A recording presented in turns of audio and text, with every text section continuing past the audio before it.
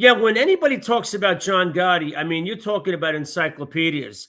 There is far too much to ever talk about this guy. This guy was larger than life. But I'm going to give you some stuff that always stuck out in my head. And the first quality is the same that people said about Michael Franzese. Bottom line is the people that were underneath them, they loved both of those guys. They referred to them as great bosses, great friends, and always mentioned the fact that these guys were the opposite of greedy. They always said that because other guys would call this guy's so cheap. I mean, John himself would say guys are so freaking cheap they can squeeze the quarter together and the eagle will scream. That's one of his quotes that he said quite often. Other stuff about how cheap people are about squeaking.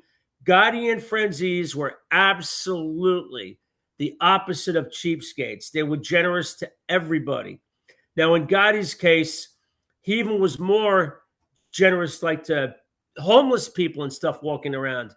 I saw that happen many, many times.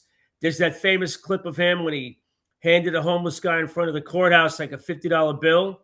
And the reporter goes, "Do you always give, people you come across in the street $50 bills?" He goes, "Is that a 50?" Because he was a fast thinker and a clown.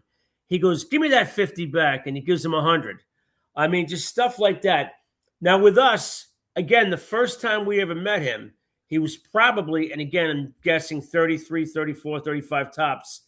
Young guy in his 30s with no name. Nobody knew who he was. And we did that fireworks deal in Syosset the first time with our friends, and I had a lot to do with that part. Got an order together for 2 full tractor trailers of fireworks, 85 grand worth. And that meeting, as you know, was interrupted, and Gotti was shocked, but he never lost his temper or cool. And then when the meeting was over, he didn't want to disrespect our friend's mother by laughing in front of her. He walked outside, walked a few houses down, and he laughed so hard that he was crying. Now, other people couldn't control their laughter, and they ran out of the house. He controlled it so much he stayed inside, but then he held it in, and he walked like 3 houses down, laughed his head off.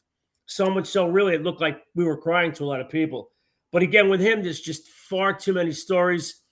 Total honor in that lifestyle. He could have walked away and blamed other people for mistakes. We had a big mess up at the horse tracking when he had given the numbers without any explanation about how much you should be betting on the horses. It was a fixed horse race. Got him in so much hot water that went up the chain to, Mr. Neil's Ravenite right away, the feds, the FBI, the New York Racing Authority. They knew the race was fixed. And Gotti could have just said, "I don't know anything about it." That's not what he did. He told Angelo and everyone else in front of the club, "Hey, I might not come back from this meeting.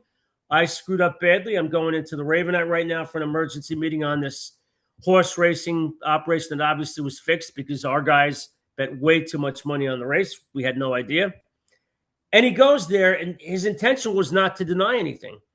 But he was so well liked. The story is, and we tell everybody about it, the genius, Tony Mangali, caught him by chance in front of the place with his uncle, Cosmo, and he said, "John, don't say anything in the meeting. It's the fireworks kids. We know them. They did us a favor. I'm just going to say that we know who did it, and it was our end." But the point is, twice he went to meetings that I know of where he could have been killed, and he did not back down and say, "Oh, I'm not going to do it." The guy was fearless, completely fearless.